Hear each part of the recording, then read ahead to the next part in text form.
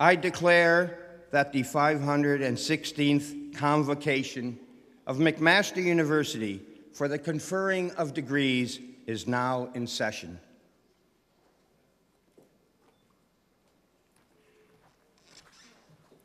Please be seated.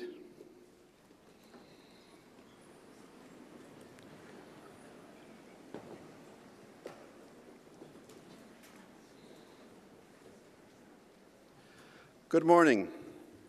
I am David Wilkinson, the Provost and Vice President Academic at the University, and this morning I have the great pleasure of acting as your Masters of Ceremonies and welcoming you all to Convocation. It's a particular pleasure today for me because as a former Dean of Engineering, I get to see some fabulous students that I had the pleasure of working with over the last few years across the stage. I'm looking forward to it very much. Before we start our formal program, may I first ask that everyone in the hall switch off any electronic device that may ring or beep during the ceremony. And I would now like to invite our Chancellor, Dr. Linton Wilson, to make his opening welcoming remarks.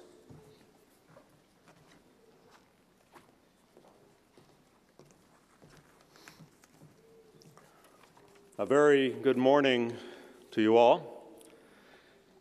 President, Vice Chancellor, Provost, Dean Heidebrecht, President McIsaac, Vice President Jensen, Honorary Graduate, members of the Platform Party, graduates, ladies and gentlemen, a very warm welcome to this 516th Convocation of McMaster University. To our graduates, congratulations on your successes, on reaching an important milestone, an exciting milestone in your lives. Many of you will begin careers, embarking on new journeys. Some of you will be continuing your education, training, or preparation for more advanced or specialized activities. The very best of luck to each and every one of you. To the parents, grandparents, family members, spouses, and friends here today, I invite you to take a bow as well. You can be proud of the roles you've played in the accomplishments being recognized in this convocation. To our faculty and staff, today marks tangible recognition of your efforts, particularly the successes of your students evident in this ceremony. Thank you and congratulations. This is a day of celebration. I wish you all an enjoyable morning. Thank you.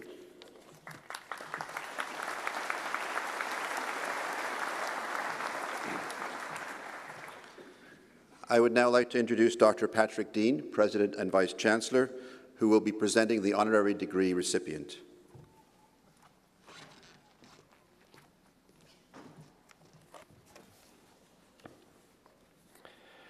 Mr. Chancellor, by the authority of the Senate of McMaster University, I have the honor to present Chandra Kudsia.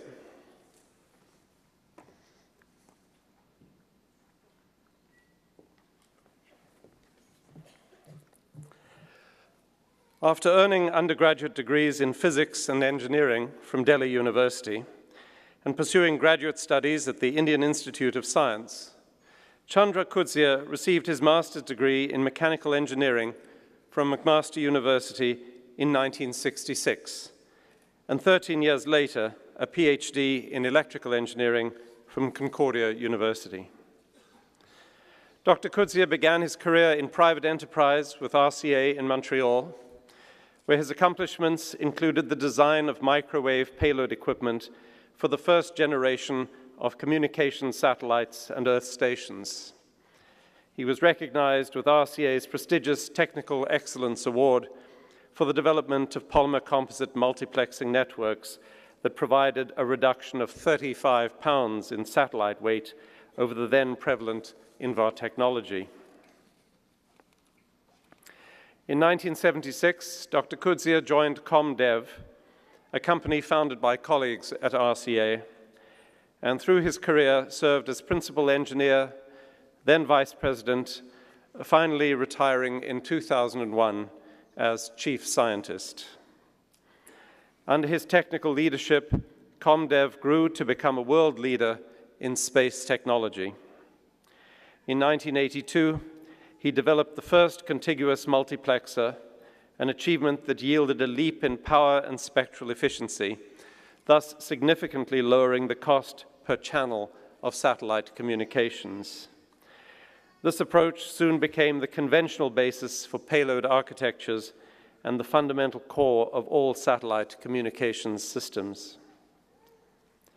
Dr. Kudzia, the author of more than 50 scholarly publications, including 2 books, has served on many national and international technical committees for the advancement of science and education, including the Technical Committee on Communication Systems of the American Institute of Aeronautics and Astronautics. He also served on the board of directors for GUARD, Inc., as well as Ontario Centres of Excellence organizations, including Communications and Information Technology Ontario and the Telecommunications Research Institute of Ontario. He was a member of the board of the Canadian Foundation for International Space University, the board of governors of Conestoga College Institute of Technology and Advanced Learning, and the editorial board of the publication IEEE Microwave Theory and Techniques. A member of the Professional Engineers of Ontario, Dr. Kudzia has been elected a Fellow of the American Institute of Aeronautics and Astronautics, the AIAA, of the IEEE, of the Engineering Institute of Canada, and of the Canadian Academy of Engineering. In 1998, he received the A.G.L. McNaughton Award and Medal, the highest honor given by the IEEE, and in 2001, he was the recipient of the McCurdy Award given by the Canadian Aeronautics and Space Institute for outstanding achievement in the science and creative aspects of engineering relating to aeronautics and space research. In 2005, he received the Aerospace Communications Award from the AIAA, an award considered one of the most prestigious honors bestowed in the satellite industry. When Dr. Kudzia retired from ComDev, he joined the University of Waterloo as an adjunct professor. He has also taught graduate-level courses at Concordia University and Valencia University, along with McMaster University, where he served as an adjunct associate professor from 1981 to 2000. Currently, Dr. Kudzia operates his own company, Mantrix, Inc., which provides full-service environmental management and engineering consulting through multidisciplinary teams of engineers, scientists, and technologists. Chandra Kudzia is an outstanding electrical engineer who, throughout his distinguished and productive career, has made monumental contributions to satellite communication technologies, aeronautics, and engineering. Mr. Chancellor, I ask that you confer upon Dr. Kudzia, a McMaster alumnus, the degree Doctor of Science honoris causa in recognition of one of our nation's great technology pioneers.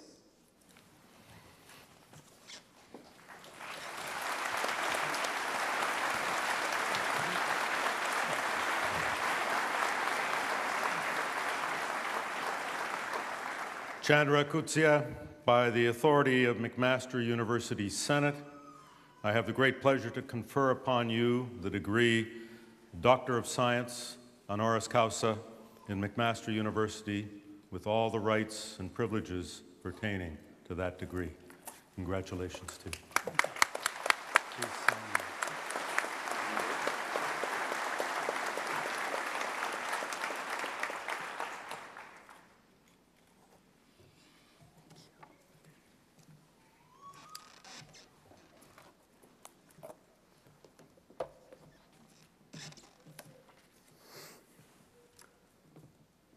It's now my great pleasure to invite Dr. Kutsia to deliver the Convocation address. Dr. Kutsia.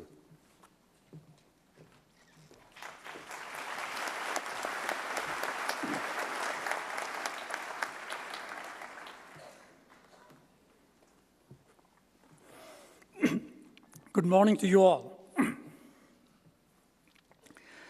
President Dean, thank you so much for your wonderful introduction. To receive so many accolades in the presence of my family is a treat of a lifetime. When I look back at some of the past recipients, I felt that you have done me great honor. I wish to thank all those who took the time and effort to nominate me. Thank you, my friends, for doing that. Although this is an individual honor, it really reflects my good fortune in having worked with so many outstanding individuals around the world, and especially my numerous colleagues at ComDev. I'm glad to see Mike Play, current CEO of ComDev, is here. Also, Professor Emeritus Dr. John Bandler is here, and my friend, longtime alumnus Nirankar Prasad is here. I also wish to thank my family, my daughter Sherry, sons Rajiv and Dev, who are all here with their spouses. And of course, I want to thank my dear wife and my in-laws, Joe and Lynn Arbuthnot. My connection with McMaster started a long time ago in the city of Bangalore, India. Midway through my final year, I decided to apply to a number of universities in the United States for graduate work, filling out long forms. So after this arduous exercise, one of my professors suggested that I should consider Canadian universities as well. So I said, okay, so I started looking at the Canadian universities, and there I came across McMaster with a simple one-page form. My instant reaction was, I like this university.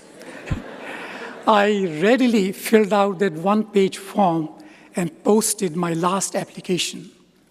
It turned out to be one of the best things I ever did. McMaster not only offered me admission, but also a graduate fellowship. And that graduate fellowship was the essential enabler that helped me make the move. And here I was at the ECE department of McMaster in the middle 1960s. And not only that, shortly after coming to McMaster, I was introduced to a group which called itself FROS, which stood for Friendly Relations with Overseas Students. And boy, were they ever friendly. They used to meet in a room which is located in the current faculty lounge. That's where I met my wife, and we'll be celebrating our 46th wedding anniversary next couple of weeks. And I call it, an extreme case of dedication in developing friendly relations with overseas students. Now, I'm supposed to give you, the graduating class, some words of wisdom and advice and so forth. So let me share a couple of my life experiences with you. So I started life with two great advantages. Very little money, but caring parents who really believed in the value of education.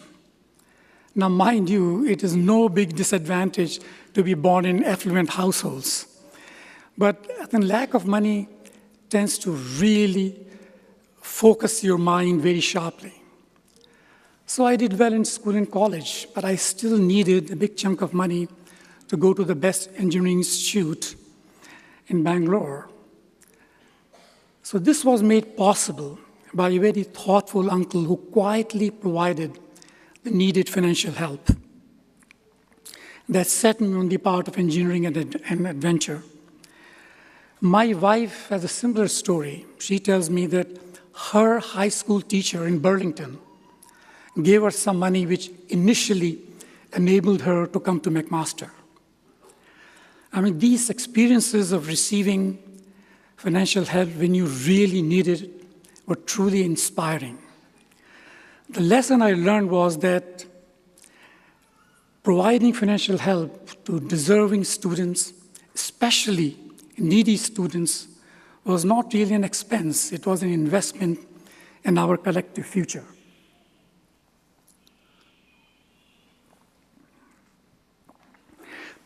Another event that was instrumental in making this celebration possible is my connection with RCA. It really goes back to the very conception of the company. The company was conceived within the microwave group of RCA in Montreal. An engineer by the name John Henson, who was only a few years senior to me, asked me shortly after I joined the company that, "Chandra, would you like to start a company?" I said, "What?" I thought he was joking, but it turned out he was not. And at that time, I had no money. I was newly married, had very little practical experience. So I offered him to help him in my own time while keeping my day job. And this is called hedging your bets. A few years later, I was asked again, saying that, "Chandra, you must leave the comforts of this large corporation and come and join us." So what really persuaded me was the dream of the then president and co-founder, Val O'Donovan. He called me and said, "Chandra, come and help us become the #1 space company in Canada." Now, mind you, at that time, Comday was a 10-man operation, whereas the competition was a giant corporation of RCA, who were themselves trying to develop their own niche in developing the space technology. I thought it was a pipe dream, but nevertheless, I took the plunge, and it turned out to be a very exciting and profitable journey for me. And the lesson I learned was that if the goal is clear and exciting, just go for it, irrespective of the risks that you may encounter. And this brings to my concluding remarks. You can learn a lot by reading books, listening to people, and so forth. I mean, these days, you can access just about any information courtesy of Professor Google. But the question is how to make sense of it all. Having examined the teachings and wisdom of the past sages, one thing I have learned is that I must continue to fortify, to strengthen my intellect. And the best way to do it is by deep thinking, thinking broadly, thinking independently, and most importantly, thinking by assuming individual accountability. And this leads to the logical conclusion that the one thing you have real control of in life is yourself. And the true measure of that control is to acquire the ability of doing the right thing without expectation of any reward. If you can do that, you can really achieve a high state of independence, and you will do great things, and while keeping your peace of mind. So my advice to you is define your goals after thinking deeply, and once you have done that, go all out for it. So bless you all. Thank you very much for listening, and I wish you all the success in life.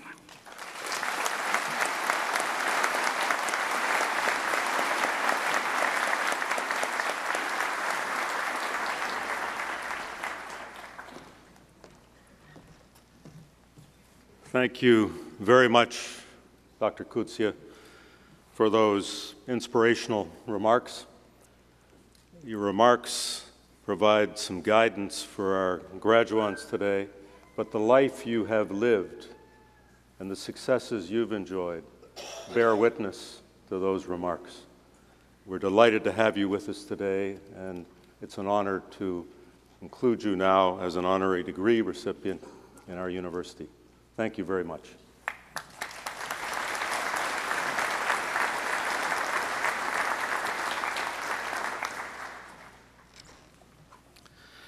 Dr. Patrick Dean will now come forward to present the graduands to our Chancellor for admission to their degrees.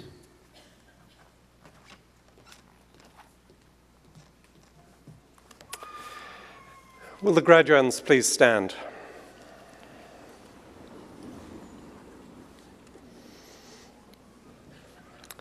Mr. Chancellor, on behalf of McMaster University Senate, I present to you these candidates in order that you may confer the appropriate degrees and diplomas upon them, and I bear witness that they are worthy and suitable. Graduands, by my authority and that of the McMaster University Senate, I have the great pleasure to admit you to your individual degrees in McMaster University with all of the rights and privileges pertaining to those degrees. My sincere congratulations to you all.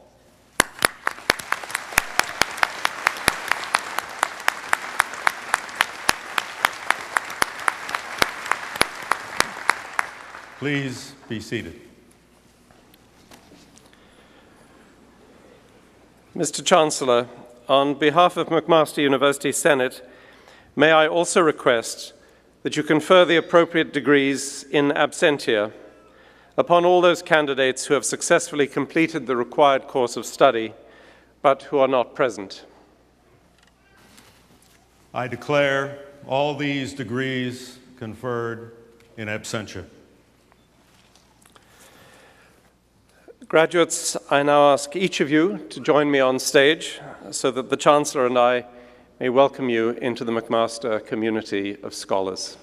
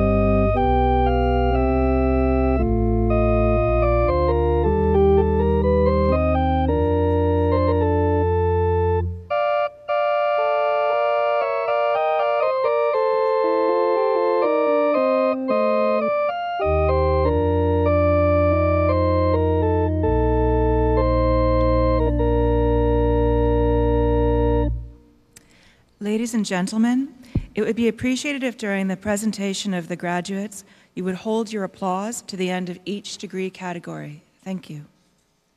Mr. Chancellor, may I present to you the following graduates of the degree Doctor of Philosophy: Megan Judith Dodd.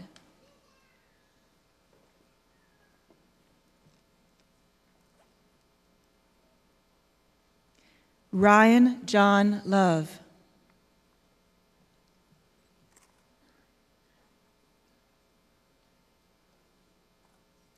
Bahare Sayar.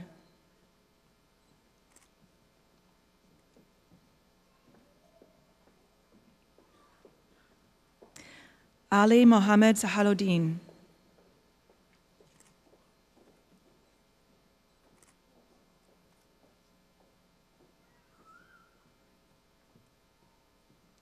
Bennett R. Banting.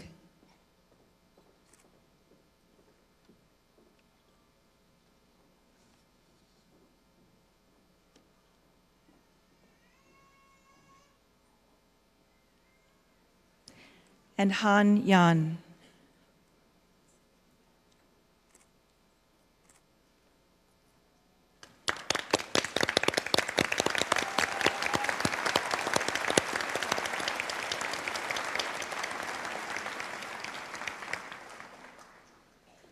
Mr. Chancellor, may I present to you the following graduates of the degree Master of Applied Science. Tamnun E. Mercelin.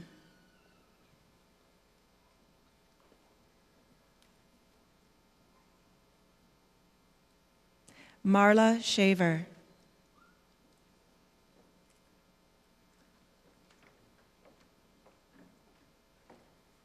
Pedro Alejandro Castillo Castillo.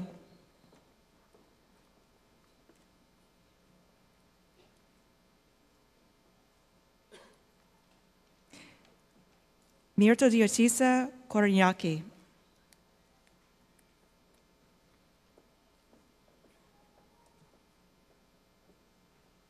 Hajir Mokhtari.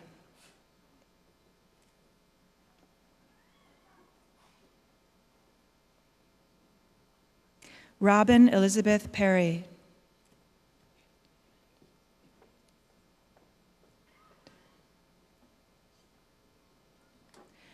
Rahul Hemant Sadavarte.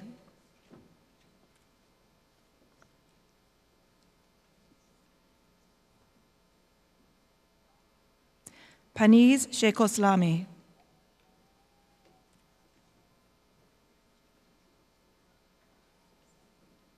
Lei Chi So.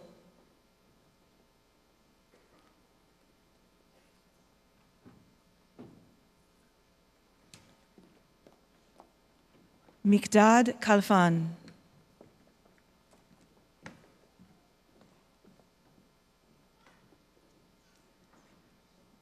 Joel Kenneth Lindy.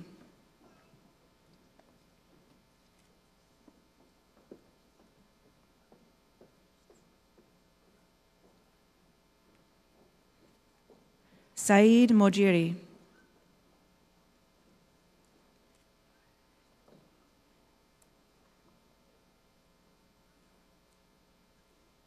Mahabub Bolandi.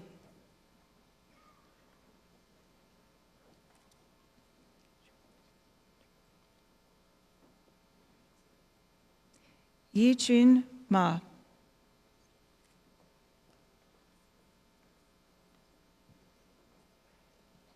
And Minghu Wang.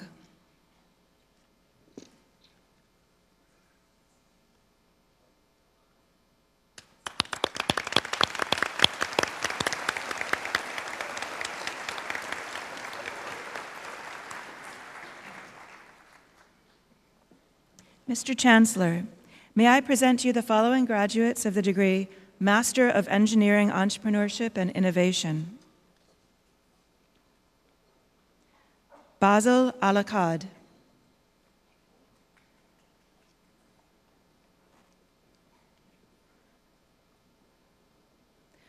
Funsho Kolowole Jayasimi.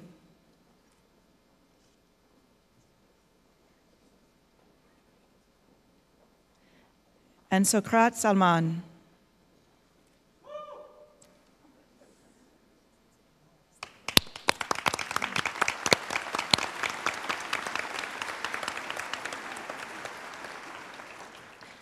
Mr. Chancellor, May I present to you the following graduates of the degree Master of Engineering in Public Policy.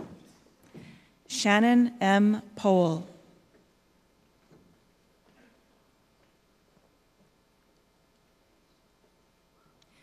And Omer Saif.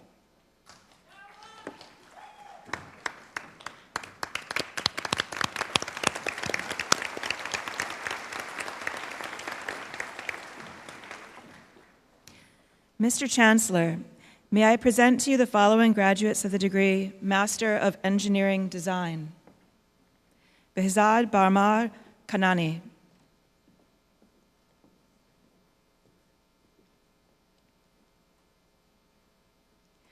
Haryono Hioe.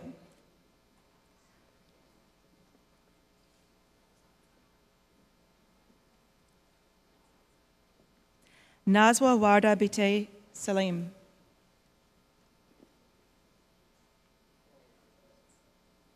Blair Walker.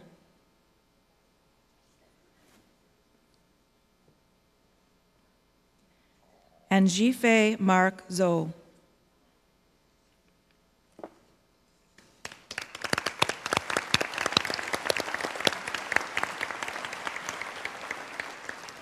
Mr. Chancellor, may I present to you the following graduates of the degree Master of Technology, Entrepreneurship, and Innovation. Abdulatif Fizal Abrekan.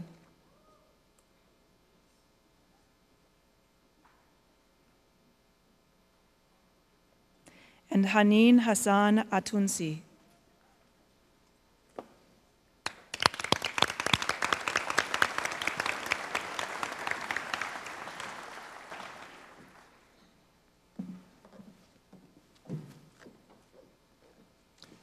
Mr. Chancellor, may I present to you the following graduates of the degree Bachelor of Engineering and Management.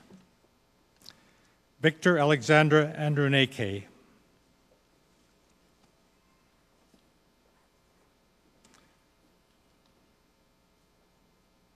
Jordan Cody Archer.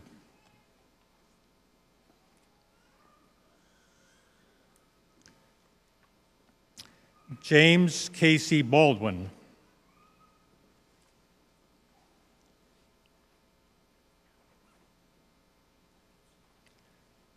Patrick Alexander Philippe Carter.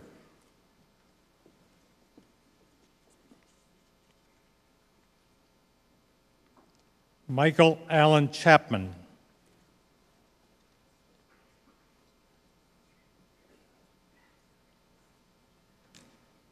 Giuseppe Marcantonio Del Gobo.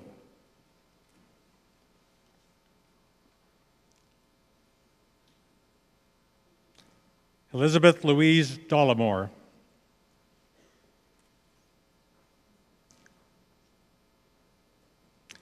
Michael James Duncanson.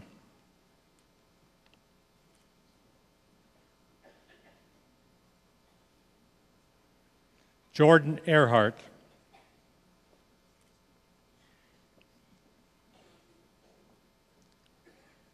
Christopher Fahmy.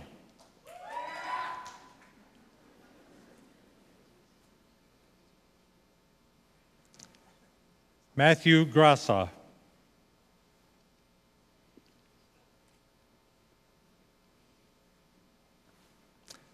Pranav Qatar.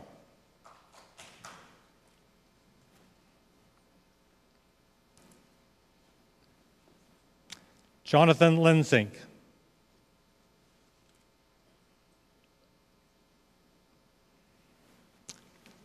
Key Lee.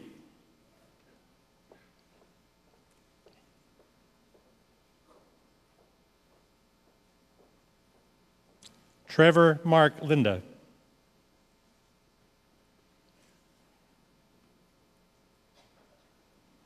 Peter Anthony Marcus.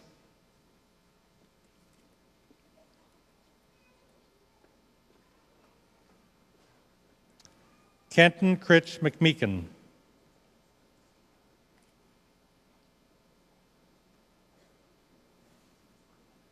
Christine Metry.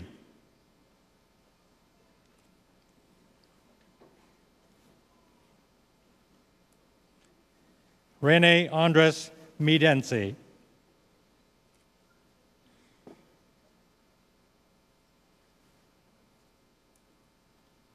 Mitchell Thomas Minity.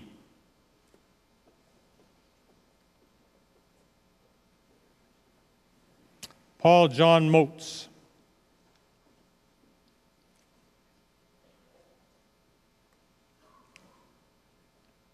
Paul Anthony Paolone.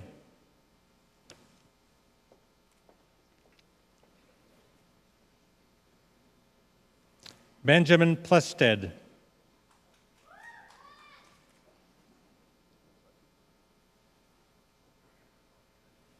Frank Pugliese.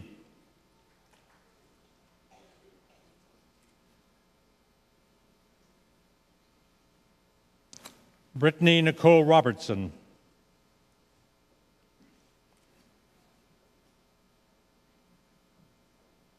Kent Schultz.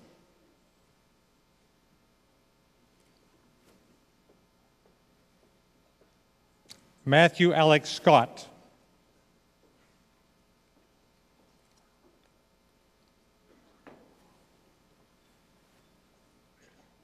Umerjit Saran.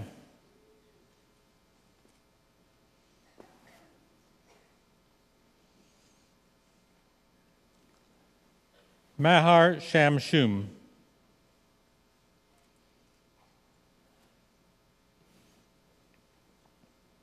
Stephen David Sparrow.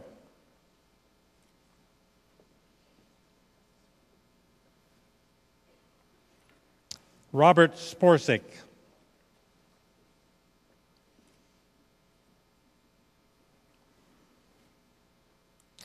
Bradley James Stroyan.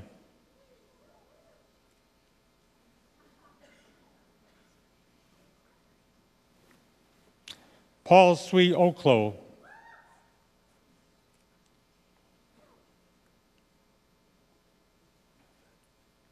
Jeremiah Leonard Vanderland.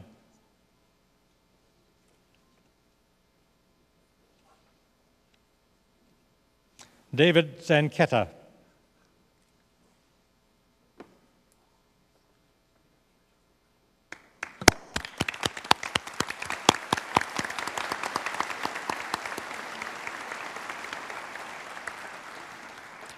Mr. Chancellor, may I present to you the following graduates of the degree Bachelor of Engineering in Society. Fiza Anwar.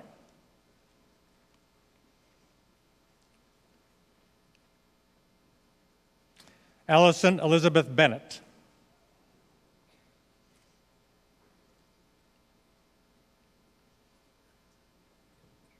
Connor James Bennett.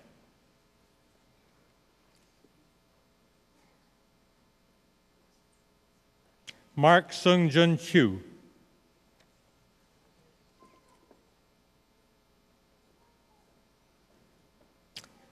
Jun Ho Chung.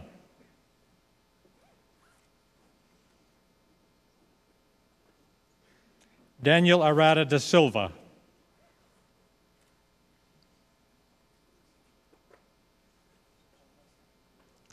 Amberly Ann Dewar.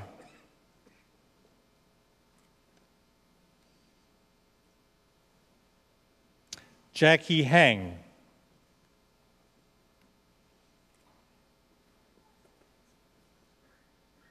Kyle William Kovacs.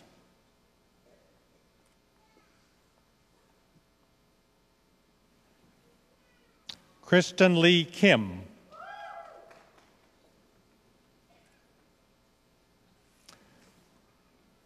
Alessandra Massaro.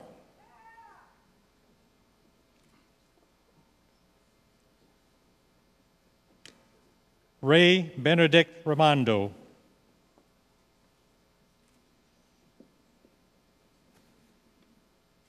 James Peter Saragosa.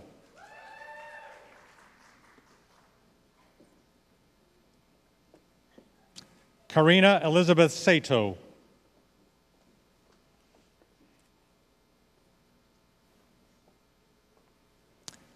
Colin James Harrison Smith.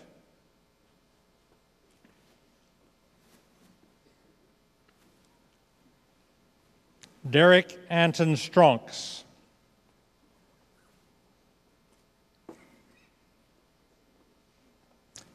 Manveer Singh Tatla.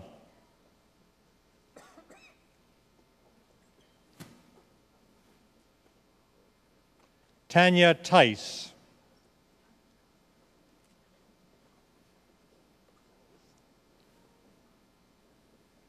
Kartiga Thivasilan.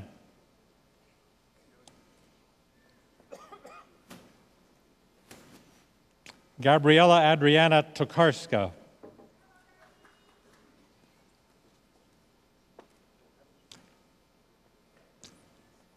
Heather Van.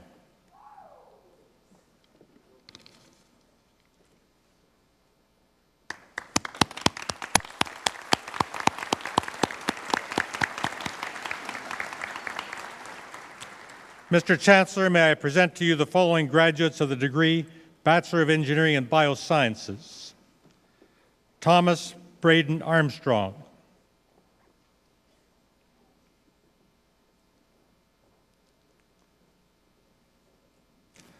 Lee Anne Marie Bedford.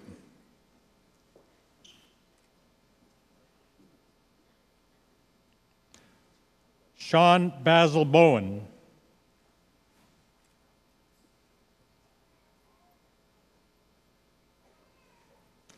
Lindsay Carson.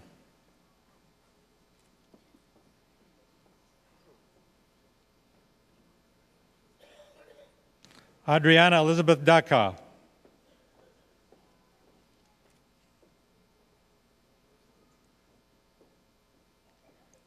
Tolola Lipe Fadia.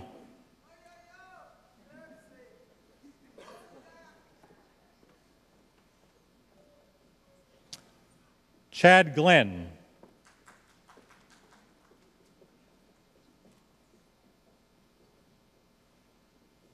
Aliyah Candace Henry.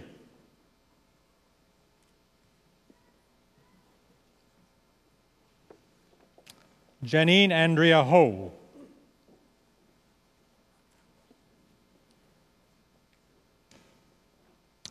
Jonathan Howell.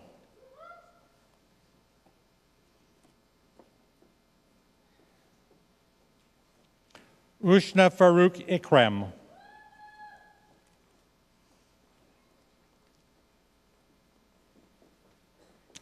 Sean Johnston.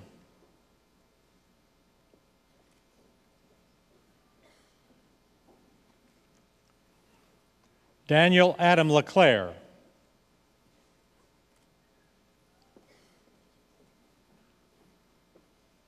Kyle William Lefebvre.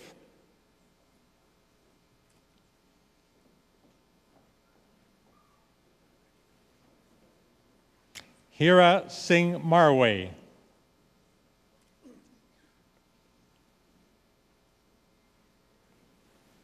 Christopher Pozlowski.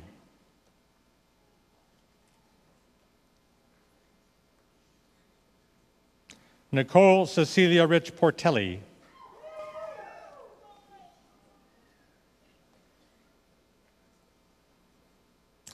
Derek Philip Seguin.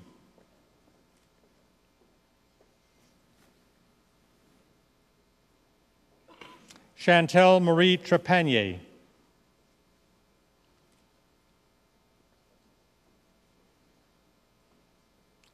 Kushlani Naranjali Wijazakara.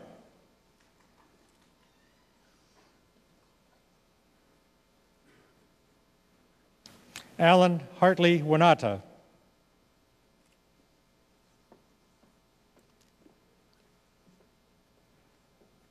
Angela D. Zeinstra.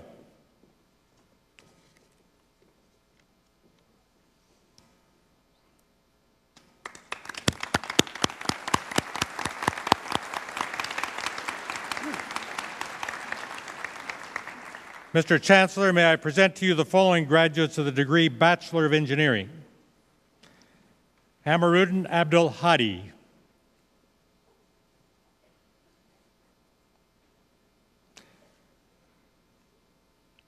Erica Michelle Acton.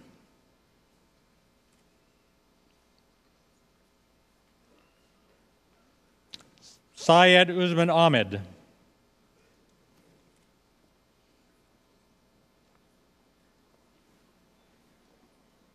Hisham Mohammed Mukhtar Al-Dasuki.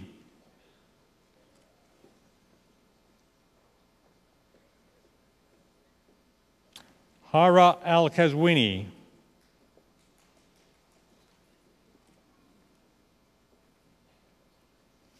Amina Al-Saig,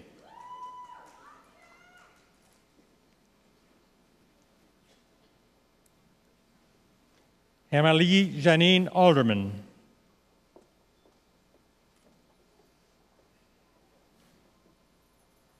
Eric Ambroskevich,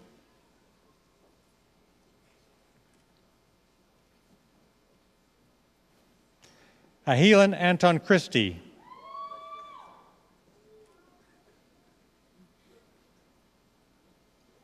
Joseph Astolis,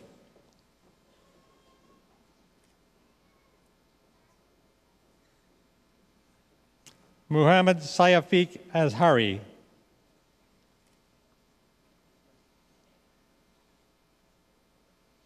Siddharth Balakrishnan,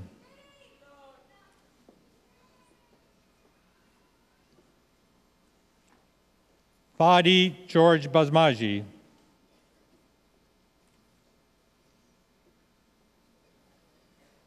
David Joseph Benakista,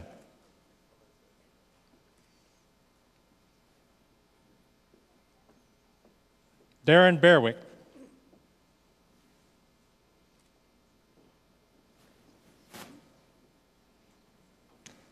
Benjamin Wallow,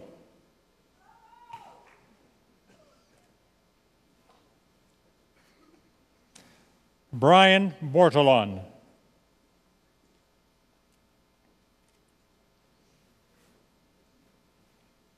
Gabrielle Bouchard,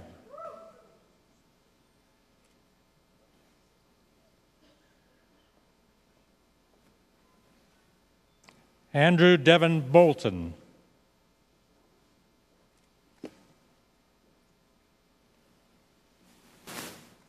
Andrew David Bovell,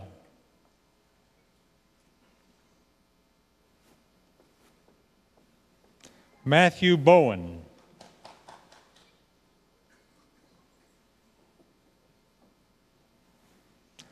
Robert Michael Alfredo Bozzo,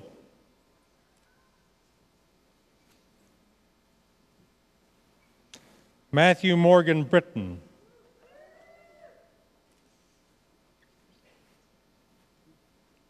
Jordan Broad,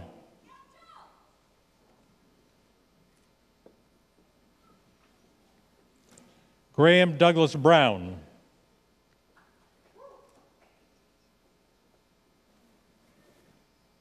Benjamin David Buckwald,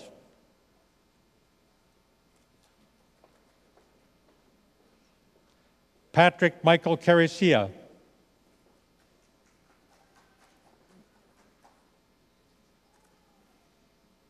Talia Constanza Setti,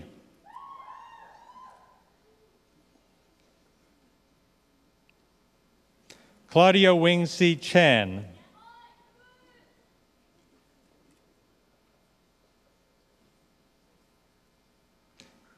Eunice Xiaoman Chao,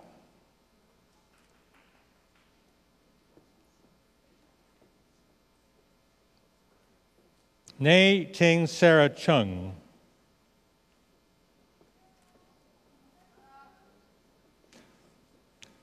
Unkyong Cho,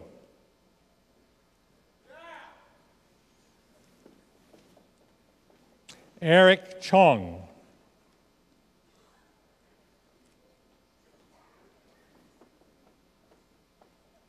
Stephen Kenneth Chortos,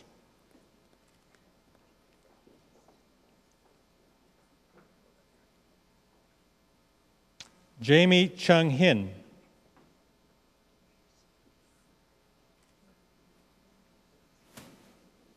Rebecca Collins,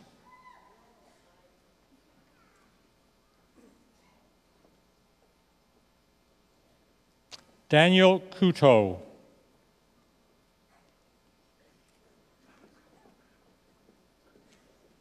Koja Nana Dampty,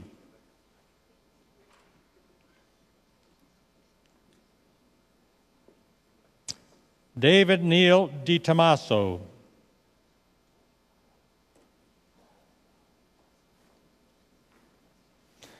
Paolo Vincenzo Di Tullio.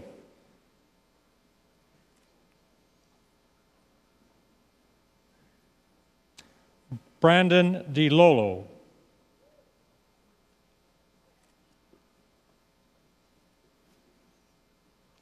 Kun Chao Du.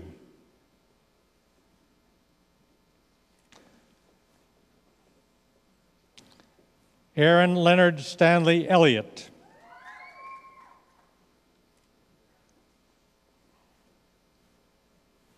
Donald Wayne Evink.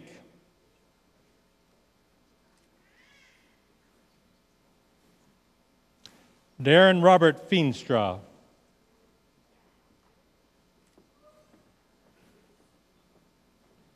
Li Feng.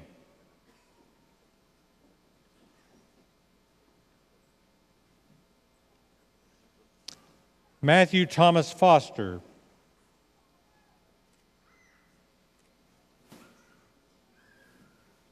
Mukhtar Galan.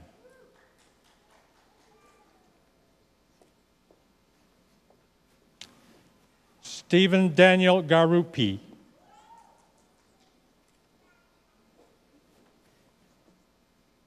Dylan Thomas Gibson.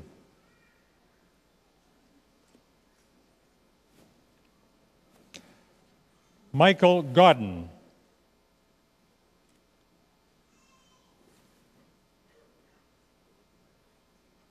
Karsten Koshi Gregory.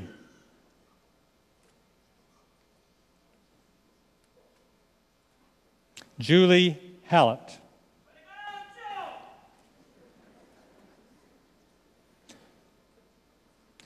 Michael J. Harrington.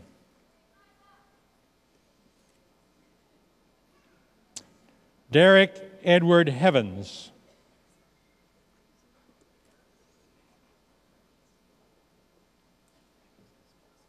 Nicholas Michael Henley.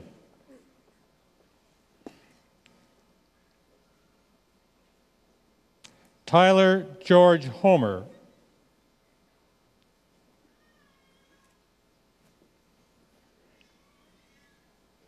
Alessandro Rastov.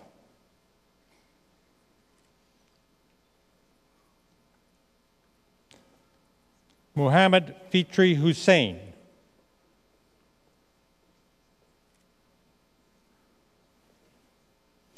Bradley James Heineman.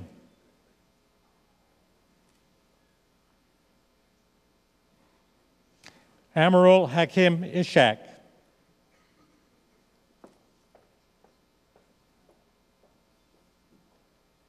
Mustafa Ismail.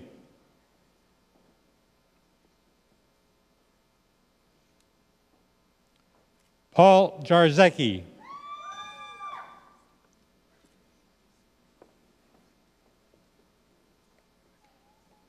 Darnell Michael Simeon Jones.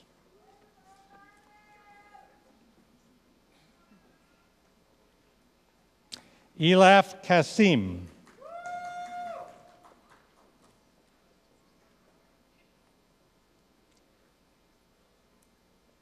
Jeffrey Kay.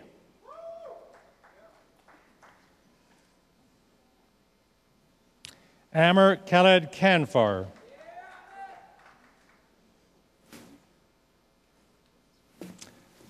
Stephen Lamont King.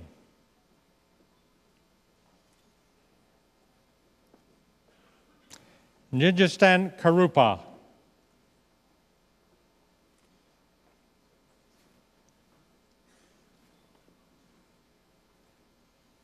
Darren Ross Nill.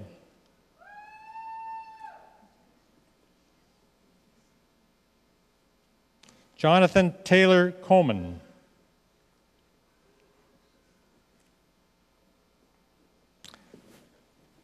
Kristen A. Kolinchuk.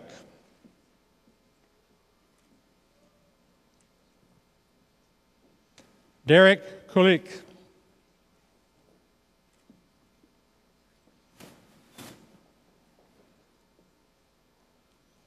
Brandon Charles David Latona.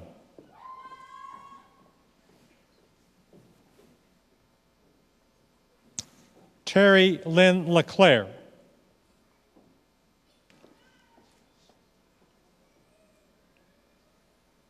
Athanasius Laface.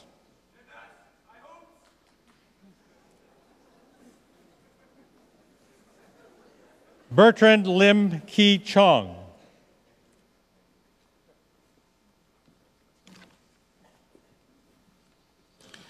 Tamar Lisa McDessian.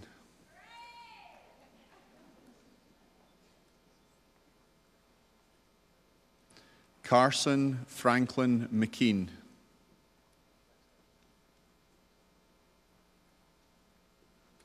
Alexander William Melvin.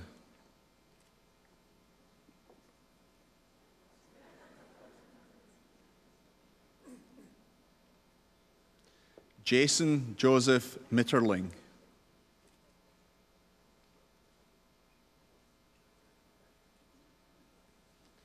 Michelle Ellen Francis Modestino.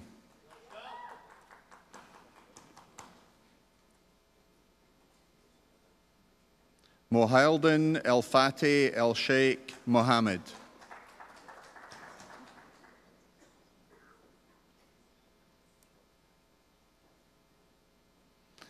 Adam Michael Morin.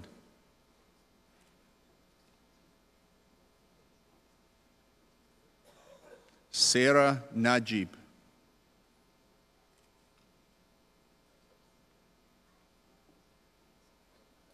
Craig Dominic Nazareth.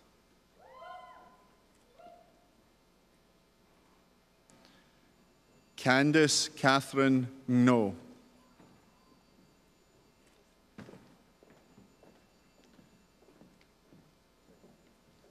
Andrew Christopher Nyland.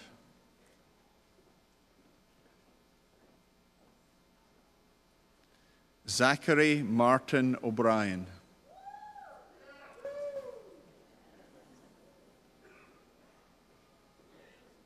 Oyeniyi Adeboye Aloye.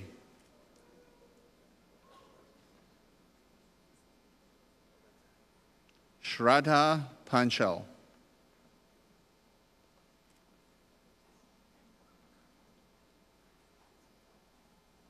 Joseph Zhengfeng Pang.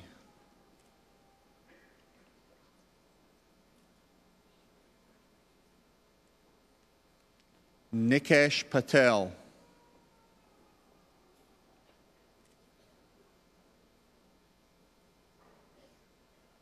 Elise Paul.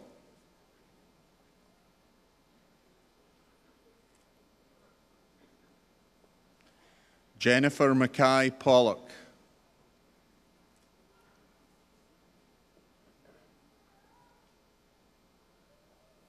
Scott Randall Popovich.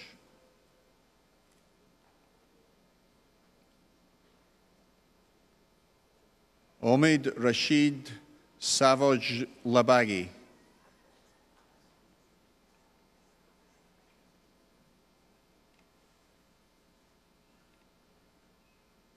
Mark Brooks Redden.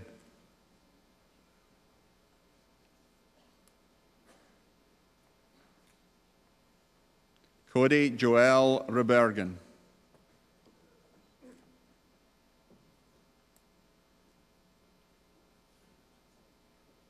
Laurence Marie-Pierre Rivard.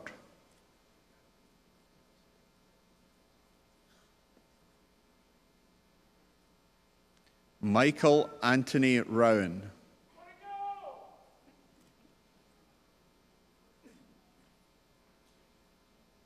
Benjamin Peter Rudakis.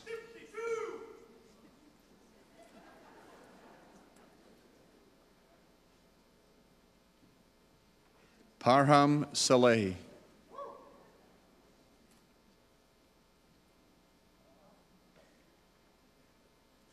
Evan Kingsley Scheffler.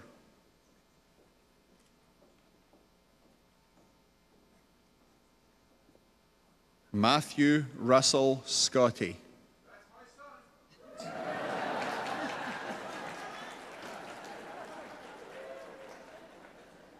J.N. Sehasothi.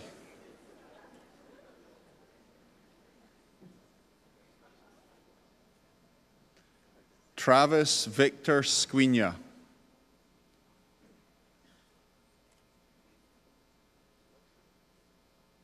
Jay Shah.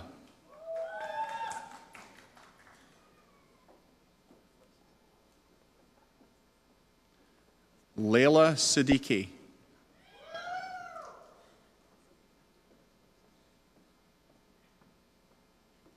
Kevin George Singer.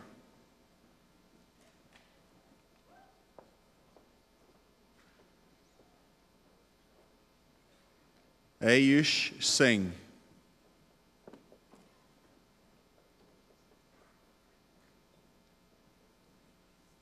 Virufan Sivadas.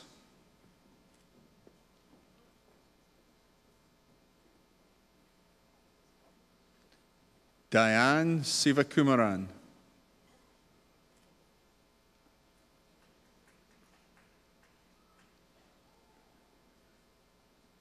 Ahmed Osama Solomon Dido.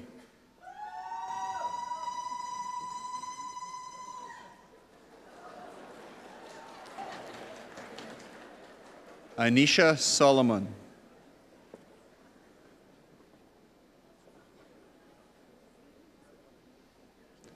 Adrian Lauren Spalacci.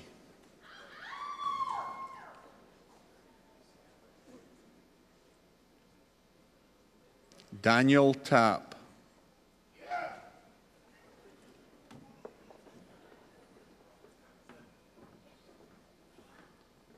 Mohammed Hambali Tobayani.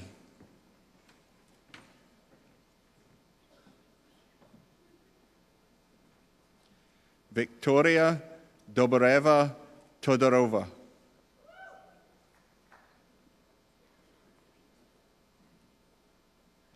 Kan Joanne Tran.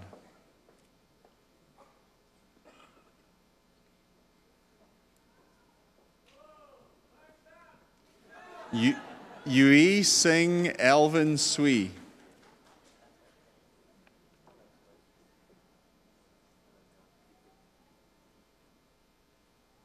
Maxima Ifisinache Ume.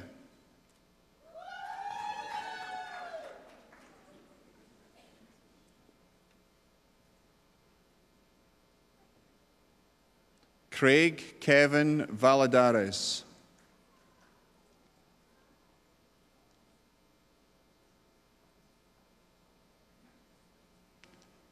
Joshua Philip Vanandel.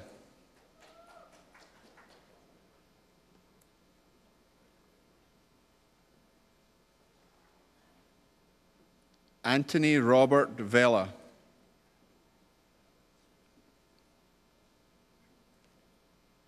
Ai Wang.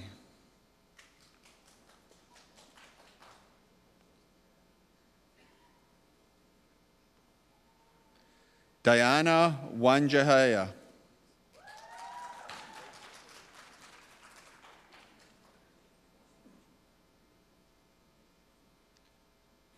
Patrick Wojciechowski.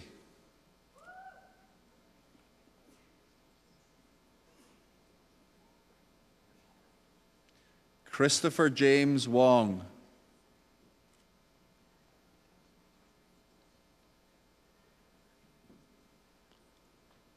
Haishao Wu.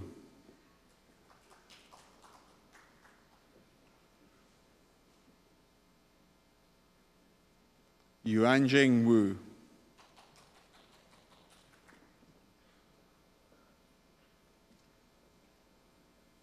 Wessam Yakub.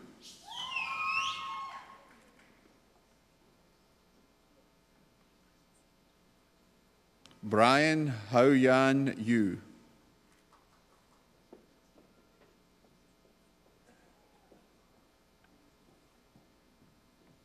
Arthur Philip Zalewski.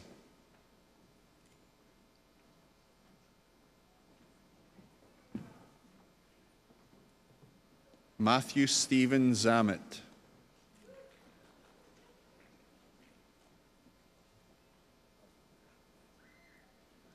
Hao Zong.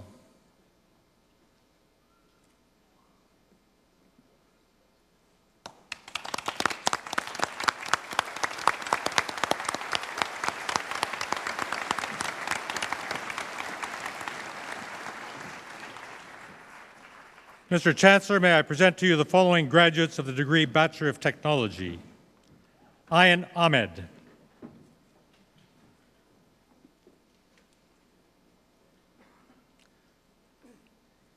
Azma Al-Hashimi.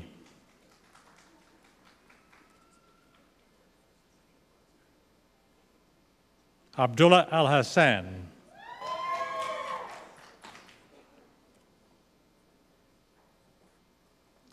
Laith Al-Musawi.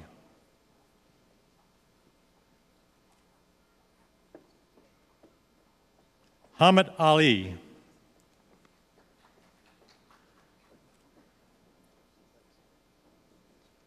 Ayo Richard Amnya Nagoli.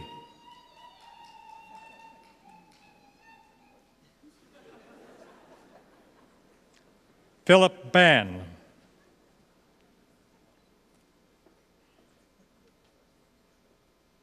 Netzarab Bilay.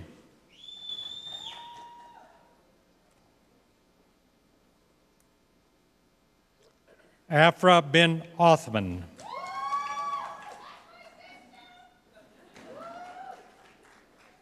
Diego Alexander Quecheda Avia.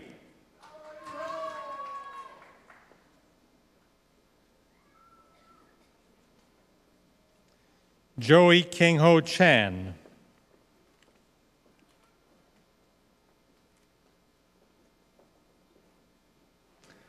Sadakat Ahmad Chaudhary.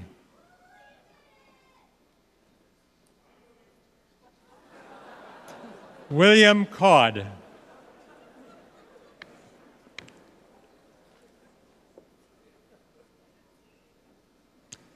Davor Kolik.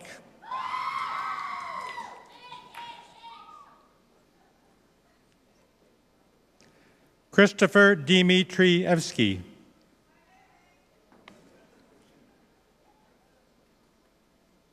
Danath Disanayake.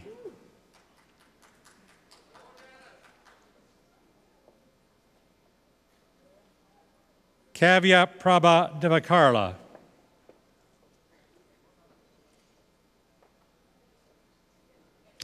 Stephen Dolson.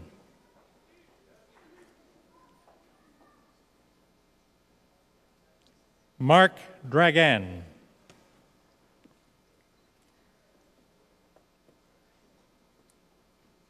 Oleg Sionsiak.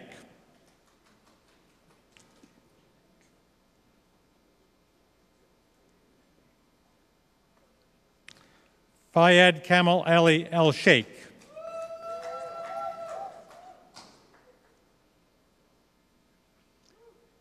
Jacob Wheatley Fisher.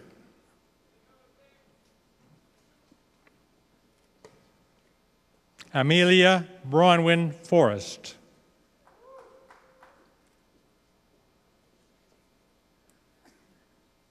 Farid Ghaffari.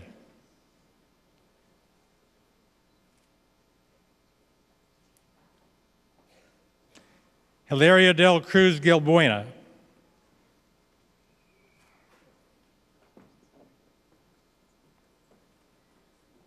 Matthew Leonard Gillis.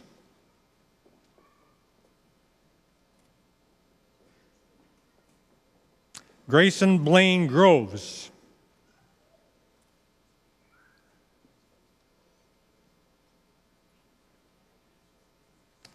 Vaspan Gutta.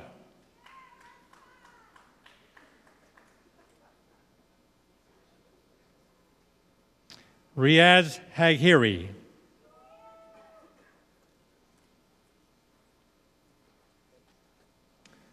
Chen Hong Hui.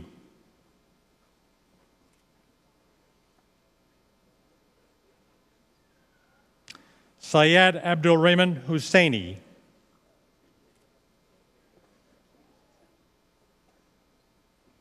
Ricardo O'Neill Jarrett.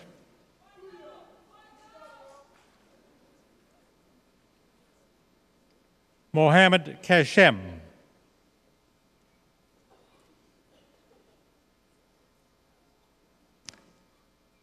Weston Allen Kendall.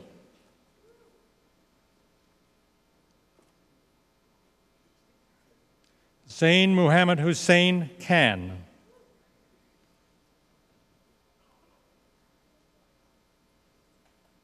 Dawn Kuth.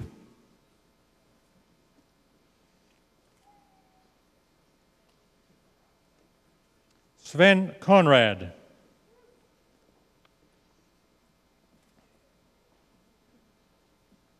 Andy Lai.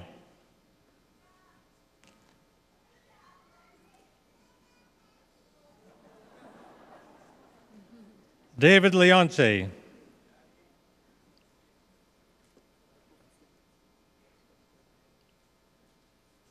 Samuel Lin.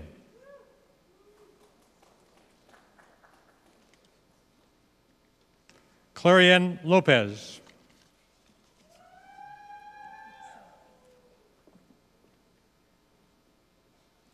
Rohan Majdamandar.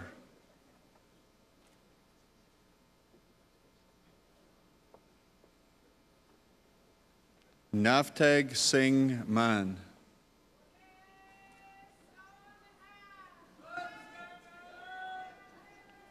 Mike Manojlovic.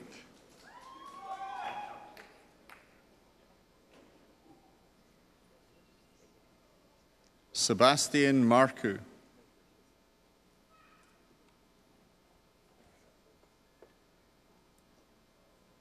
Sanyukta Mavin Curve.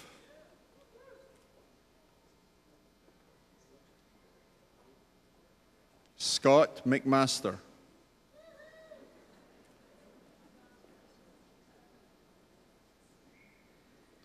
Raphael Mete.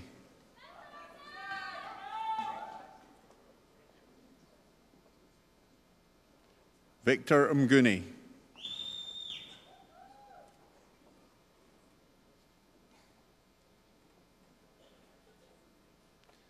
Jonathan Moga.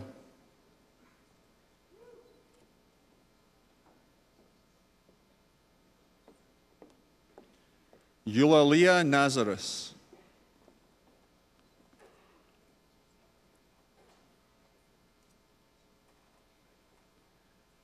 Daniel Nixick.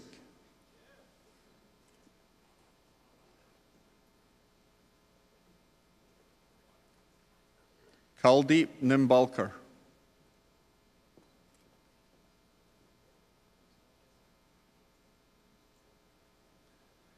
Christopher Olchevsky.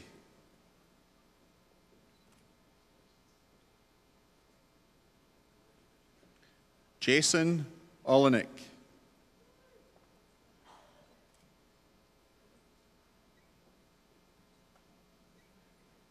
Ashley Osika.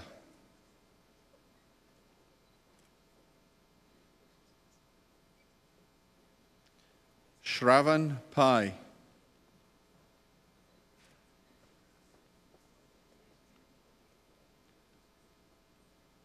Ramin Panahande.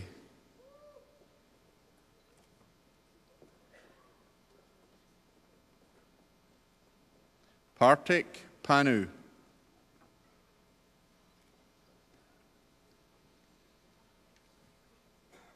Jason Park.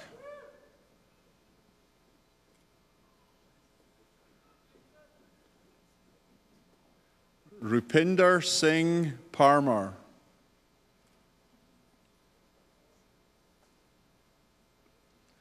Dintej Patel.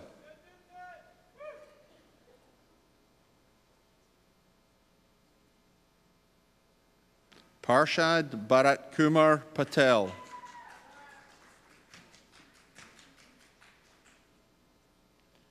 Janet Anto Paul.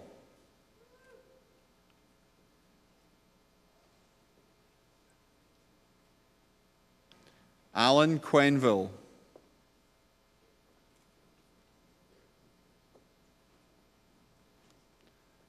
Hassan Ali Rusanali.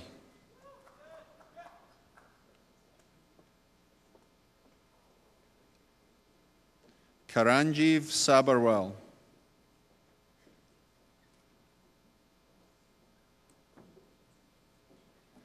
Balwinder Singh Sani.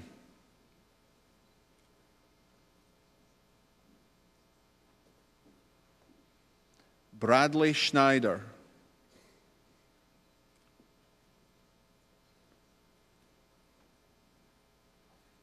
Mohikta Sengal,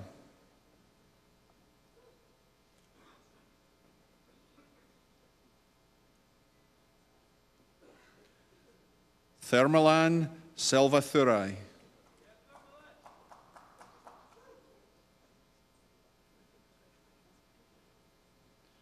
Mohammed Sarmad Sheikh,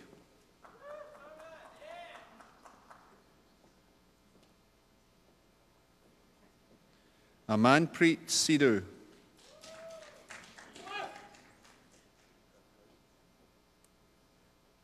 Wesley Christian Singh,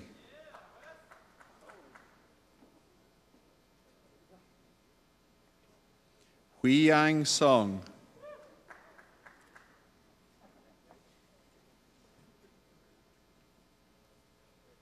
Glenda Soriano,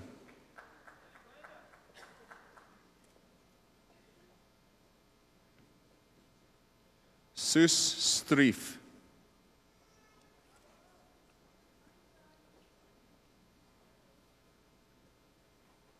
Brandon Barron Tate,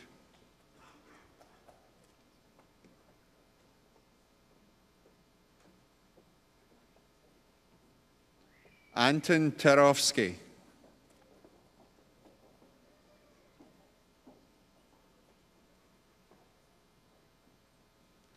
Mingda Sai,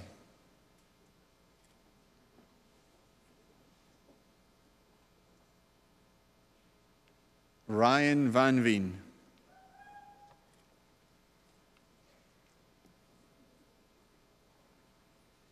Amit Verma,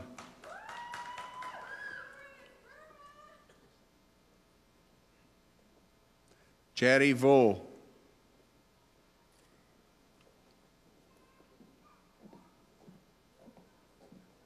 Tyler Walker,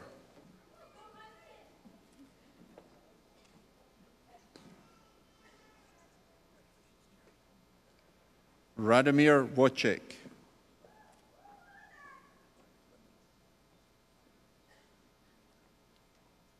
Daniel Vijos,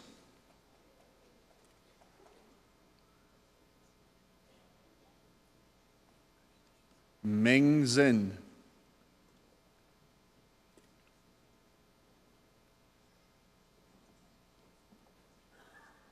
C.Y. Yip,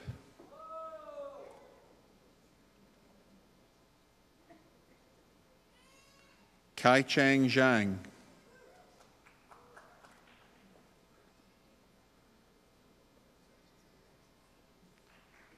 Ali Sedagian,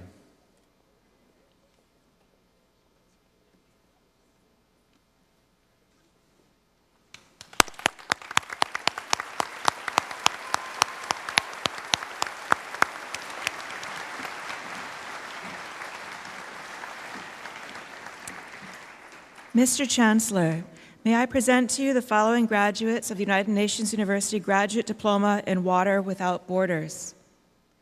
Omar Saif. That's it.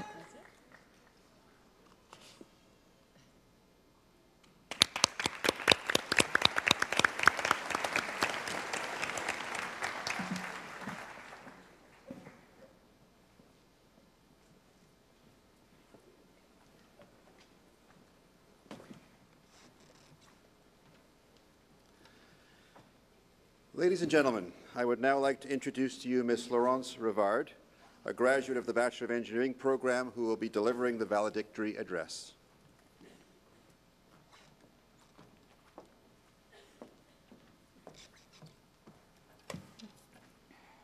Chancellor Wilson, President Dean, McMaster faculty, fellow alumni, honored guests, families, friends, and members of the McMaster class of 2013. I'm honored and grateful to be among you today to deliver the valedictory address as we celebrate our accomplishments of the past 4 or more years.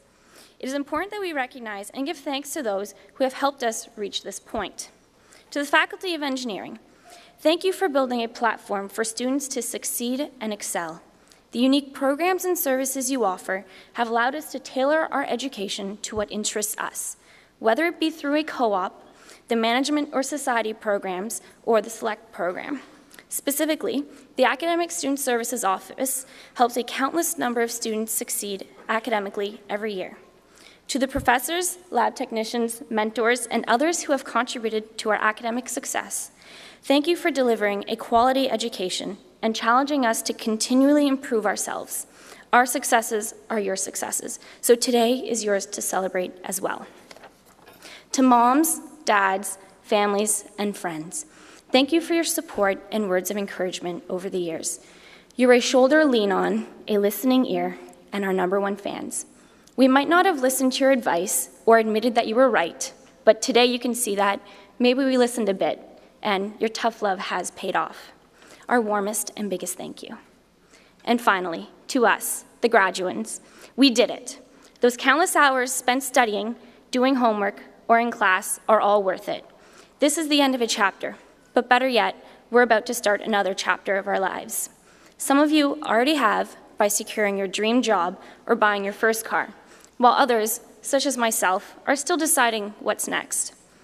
Remember that from this point forward, we are the writers of our own chapters. So make the most of each one, and I hope that we cross paths again someday. Also, take some time today to say thank you to the people who impacted you positively during your undergrad, through all the good times and bad. I stand before you today. I stand before you not because of my accomplishments, but because of my struggles. Not many of you would know that I have a learning disability and that I almost failed out of first-year engineering. However, I was determined to graduate with a bachelor's of engineering, and I persevered to make that happen, with some help from the Student Accessibility Services Office. My parents always said, what we lack in talent, we compensate with hard work. We've all worked hard to reach this point, and we will continue to work hard. Success is learning from your mistakes, picking yourself up, and having the courage to continue. Academics is only one aspect of a good education. A good education is learning beyond the books. It's what we learn outside of the classroom, through extracurricular activities or a job.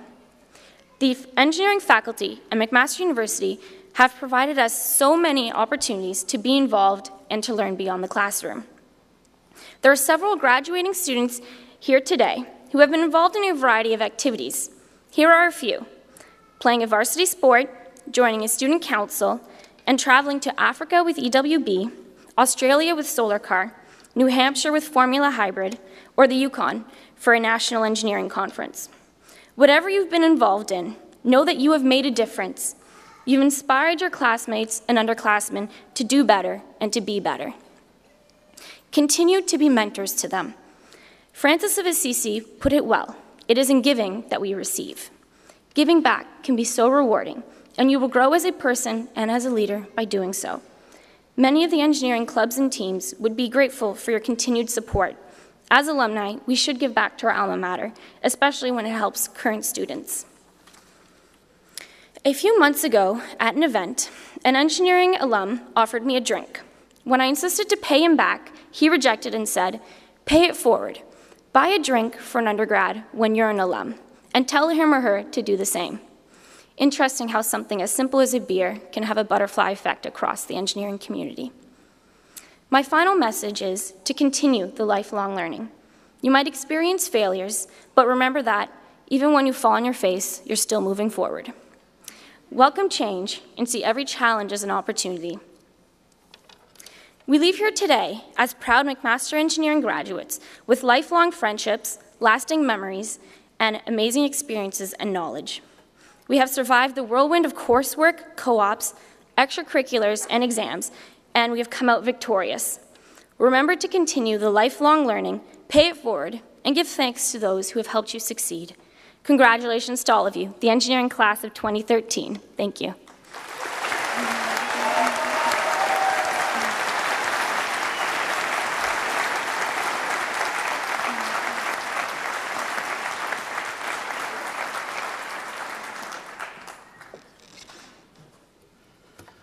I have to tell you that Laurence is a young woman that I have followed since she and some friends first came into my office as Dean of Engineering a number of years ago with a plan to put together Canada's first all-female concrete toboggan team. They not only succeeded in doing that, they actually set the fastest speed on the hill that day until their toboggan broke. And Laurence has gone on to many things since then, and I'm delighted to see her delivering this valedictory address today. So Laurence, thank you so much for representing so ably the gratitude and the aspirations of all of your classmates here today. I would now like to call upon our President, Dr. Patrick Dean, who will present the President's Award of Excellence in Student Leadership.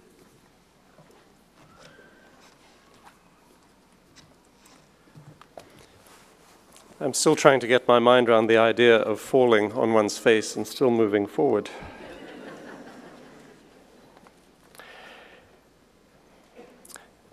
The recipient of the President's Award of Excellence in Student Leadership, not surprisingly, is Laurence Marie-Pierre Rivard.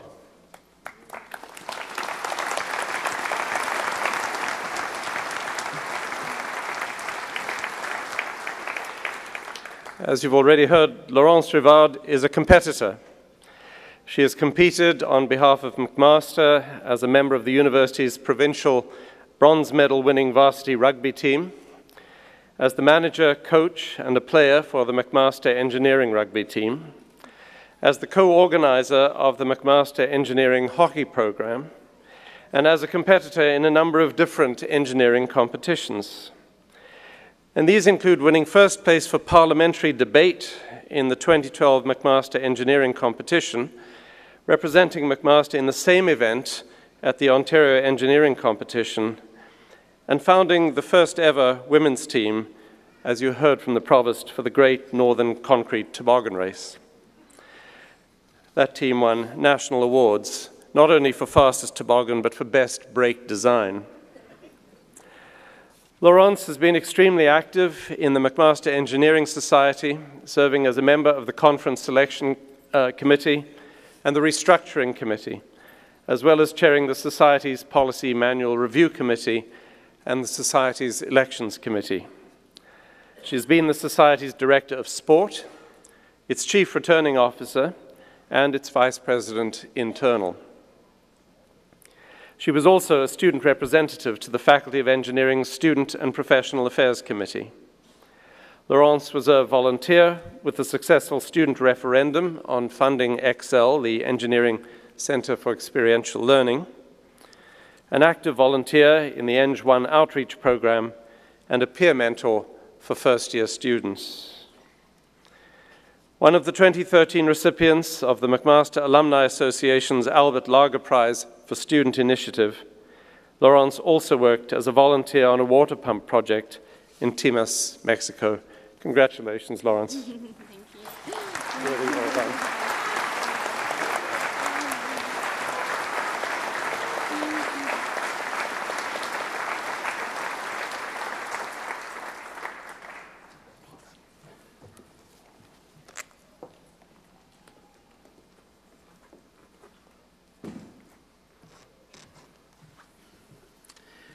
May I call upon the Acting Dean of Engineering, Dr. Arthur Heidebrecht, who will present the MAPS Gold Medal.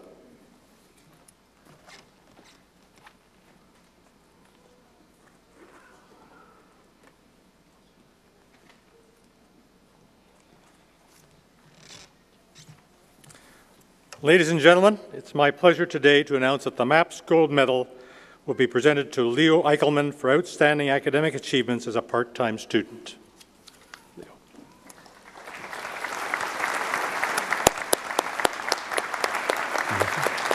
Congratulations to you. Thank you. It's a great honor.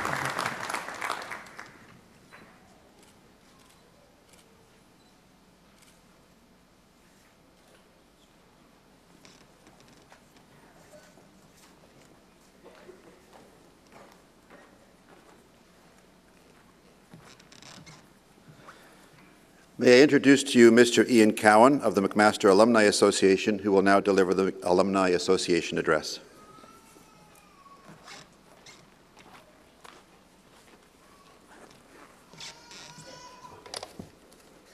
Good morning. Chancellor Wilson, President Dean, President McIsaac, McMaster and Mohawk faculty, fellow alumni, honored guests, and members of the McMaster class of 2013. To the latter, congratulations on your achievements. There's an unwritten contract that says everyone who speaks at Convocation must offer advice to the graduating class. So when preparing my comments, I tried to recall what I wanted to hear on the day of my graduation from McMaster the first time, 42 years ago. Good God.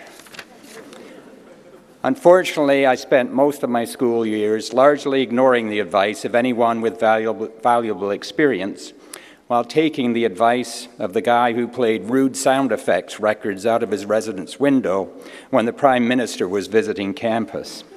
Oh, and he was an engineer. Also took advice from a girl who loved the Rolling Stones. I was a Beatles fan. And the friend who suggested I fill my mouth with Menthos and chug a Diet Coke. Since apparently when I was you, I wouldn't listen to me, I brought reinforcements with me to the podium today. Not long ago, your McMaster Alumni Association asked our 160,000 plus alumni around the world to send in advice for new grads like you. We called it the Good Advice Project, and here today is a selection of my favorites. Think before you act. Keep your eyes open. Know when to keep your mouth shut.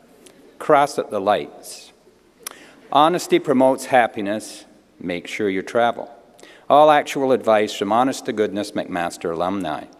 But my favorite is not from a Mac alumni. It's from David Chilton, who wrote The Wealthy Barber Returns, in which he said, "The best things in life aren't things." The Alumni Association will continue inviting advice from our members, including you, as we'll be asking new grads to provide wisdom to incoming Mac students. We think this kind of support from one generation of the McMaster family to the next is important because the McMaster class, regardless of era, shares at least two things with all others. The first is the great potential you have as new graduates of one of the world's truly great universities. The second is that we all share a familial connection with both McMaster and each other, and a responsibility to build on the legacy we inherited. The McMaster Alumni Association is here to help you maintain that connection. You have in your hands our Convocation booklet that describes our programs. You can be part of Mac 10, a program for grads of the last 10 years. Watch for the Alumni magazine, the McMaster Times, in your mailbox or online, or be part of the association's online community. Follow the association on Twitter, Facebook, YouTube, LinkedIn, or Flickr. Access value-added services like home, auto, and life insurance. Join your fellow alumni at one of the hundreds of events we organize annually in Hamilton, across Canada, and throughout the world. There is a place for all of you in the McMaster Alumni Association and ways to remain connected, from casual users of our social media to being a highly engaged volunteer. Like our Chancellor, a proud member of the class of '62, and who the MAA just bestowed its highest honor, the Distinguished Service Award.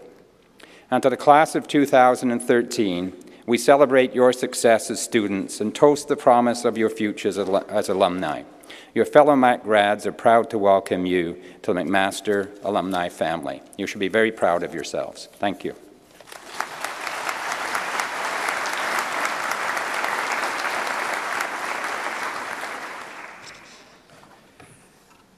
May I invite Dr. Dean back to the podium to deliver his President's Address.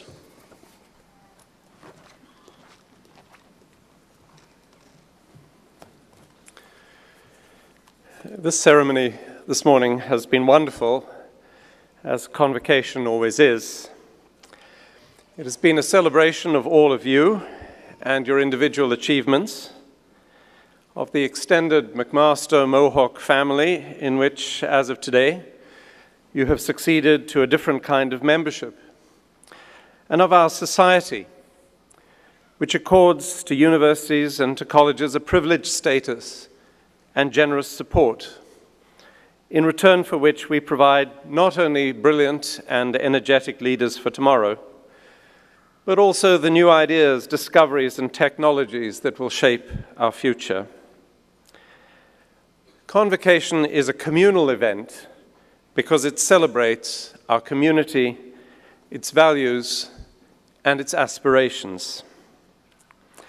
And this is a time to contemplate where you fit in, not only within that broader academic community, and Ian certainly gave you some ideas about ways in which you can participate in the alumni family, but more broadly, where you fit in our society and in our world.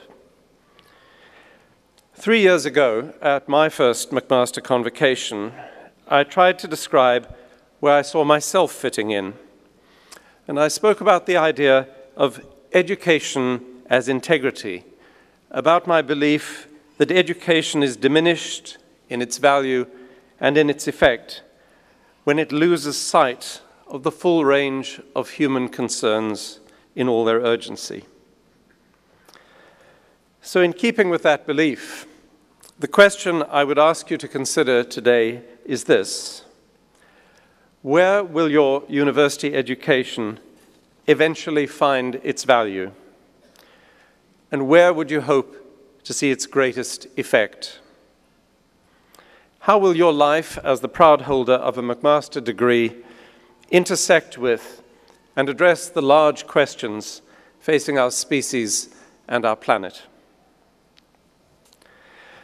Ronald Dworkin, the eminent legal philosopher from whom I quoted on this platform 3 years ago, identifies the issue in this way, and this is a quote from Dworkin: "Living must be more than finding oneself pulled by unexamined habit through worn grooves of expectation and reward."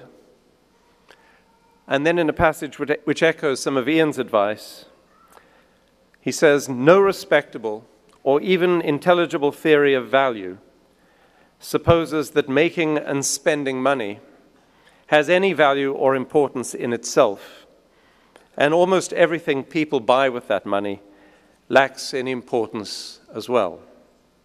That is Dworkin. And Dworkin prompts us to be always mindful of the value of what we do, and to understand value in qualitative rather than quantitative terms. Value is something that resides in relationships between people and things, between people and circumstances, people and ideas, and it is to be measured, if it can be measured at all, in effect. There's a passage in one of Dworkin's books that is rather bleak but very evocative. He writes, "The only value we can find in living in the foothills of death as we do is adverbial value." It's about adverbs. How we live is a question of value. That we live and die is merely a matter of fact. Now, Dworkin died at the age of 81 in February of this year. And in his last major work, which appeared in 2011, he sought to bring all of his thinking in a number of areas, political philosophy, moral philosophy, the theory of interpretation, and so on, all together. And he gave this book a most enigmatic and charming title. The book is called Justice for Hedgehogs. Now, the title is actually derived from a fragmentary piece of poetry from the ancient Greek poet Archilochos, which was popularized in the 20th century by Isaiah Berlin. And this is the line. It will help you make sense of the title. "The fox knows many things, but the hedgehog knows one big thing." So for Dworkin, this line provides a way of contrasting two ways of viewing the world. First, a way which regards phenomena as serial, separate, and individual, while the second, the way of the hedgehog, sees them as not merely connected, but integrated, not a series, but a singularity. Dworkin's statement in this regard is, value is one big thing. Now, I'm not going to try to unpack this assertion in all its complexity, except to refer you back to my observation that value is something that resides in relationships, and that has no existence outside of relationships. At one level, this simply means that the realm of ethics and morals is community, the network of relationships through which we have the opportunity to do more than merely live. It also means that moral and ethical values are of necessity interconnected and interdependent. A life does not realize its potential through compartmentalization. Contemplate this. To be ruthless and uncompromising in the office or in the workplace, yet at home loving and solicitous in the bosom of the family. What kind of a life is this? What could we say about its value that contains such contradictions? If value resides in the adverbs which describe our actions and the adjectives which describe us, how does that equation, which links ruthlessness with lovingness, work out? Does it resolve as zero? Only the hedgehog knows. The point about the hedgehog's view that is worth remembering is this.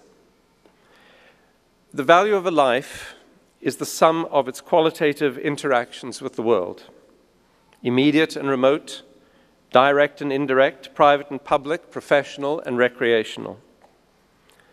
Integrity, as we commonly understand the word, resides in the consistency with which we apply ourselves in all of these realms. We have integrity when we act not according to values that change with circumstance or our own desire, but as if our value as persons is one big thing. Now, notwithstanding Dworkin's very critical comments about the value of money and what can be bought with it, the world of finance does provide an analogy useful for thinking about the project of being a worthwhile human being. In the same way that your accountant won't allow you in the final analysis to separate your assets from your liabilities, won't let you ignore the latter and concentrate on the former just because to do so makes you feel wealthier, the hedgehog insists that in accounting for the value of your being on earth, everything must be counted in. Now, I happen to notice that in anticipation for today's convocation ceremony, many of you went out and invested in some new clothes. A new shirt, tie, new dress, new shoes, perhaps. I'm not a shopping theorist or expert. Merely like most people, I'm an occasionally enthusiastic amateur. But I know that into your deliberations in the clothing store, at the rack, will sooner or later have come thoughts about the value of the garment you were thinking of buying. A primary consideration for most people would be the asking price, which, as you move from considerations of affordability and then to use, turns into an assessment of the garment's value for you. And typically, the context within which we find and attribute value to a shirt or a dress is very narrow. It may earn you cachet in a fashionable circle in which you seek acceptance. It may say something about you that you would like to have said. Or a garment may simply delight your eye. St. Thomas has a wonderful saying which runs that beauty is that which, being seen, pleases.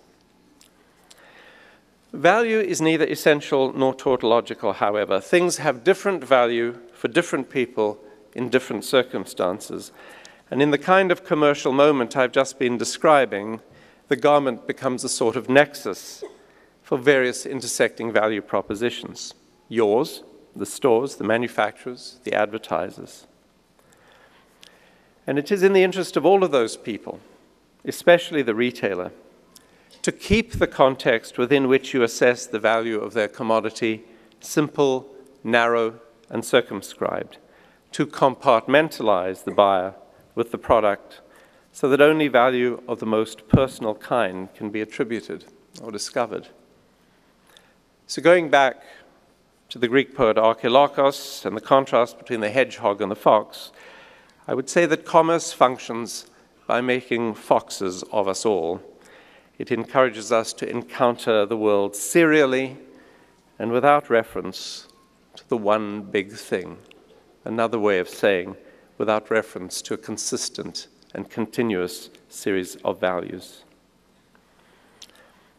After the April 24th collapse of the Rana Plaza garment factory in Bangladesh, which killed more than 1,100 workers, can shopping for clothes ever again be the kind of fox-like, somewhat self-involved activity I've been describing?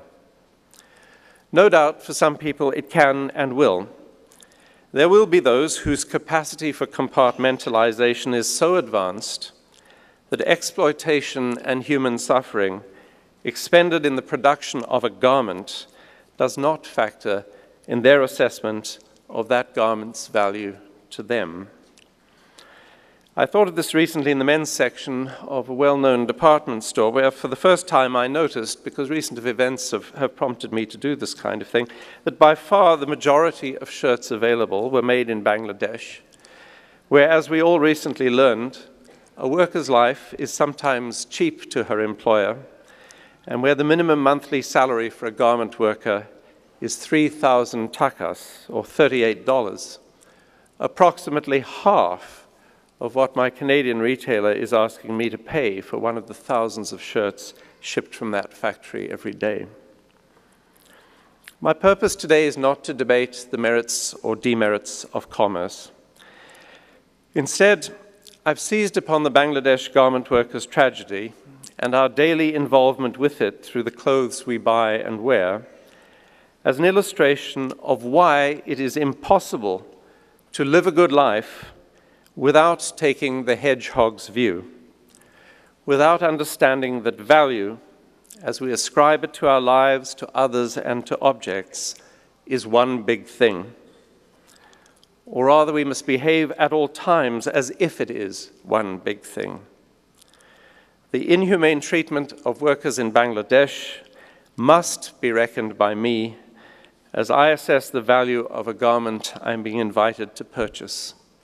If I do not do that, my own value as a human being is diminished. There's a character in a novel by Ian Forster, which was made into a rather remarkable film, who makes the statement, "Only connect, live in fragments no longer." And that is the suggestion of that novel, to reunite the disparate aspects of experience so that one is consistent in one's behavior in all areas. In Dworkin's analogy, it is the hedgehog who sees the world in its interconnectedness and who understands his own value in being of the whole and acting for the good of the whole.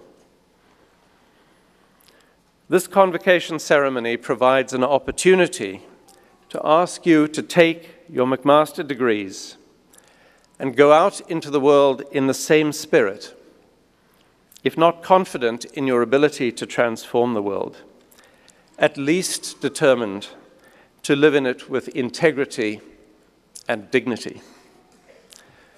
Farewell, hedgehogs.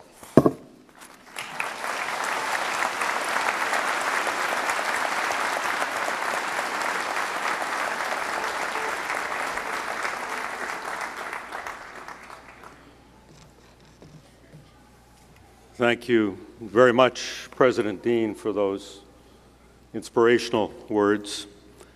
I'm sure that everyone here, as I will Google the hedgehog and find out as much as we can about how and why he does what he does. This has been a very happy and successful convocation, I hope, for all of you.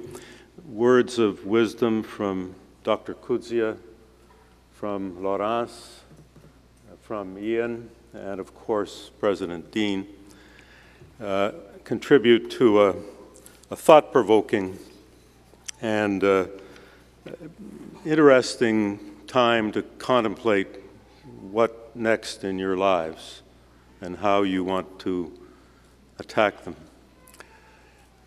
Normally, in convocations past, the nurses were in the morning of the last day, and the engineers had one convocation in the afternoon of that day. It provided an opportunity for me, for those of us attending those convocations, to compare the enthusiasm with which the nurses and the engineers approached the convocation. And I remarked last year to the engineers on the Friday afternoon that I thought the nurses had won out, that they were much more enthusiastic than the engineers. Now that surprised me, because in my experience, engineers are not ones to be reticent about exhibiting their enthusiasm. But I must say, as of yesterday, the nursing convocation compared with this morning, the nurses are still ahead. Now, Dean Heidebrecht, there is a convocation this afternoon for the other graduates of the engineering faculty, and so I will certainly be watching very carefully to see whether enthusiasm is part of that celebration. But it's been a happy morning, and I hope you all enjoyed it. Ladies and gentlemen, a reception will be held for graduates and their guests in the Convention Center here, Wentworth Rooms B and C, immediately following this ceremony. Flowers that have been delivered for graduates will be available at the coat check in the main lobby. I'd ask you to please remain standing at your seats until the academic procession and the graduates have left the hall. I'd ask you now, please rise and join with me in singing of our national anthem. After singing the anthem, this convocation stands adjourned.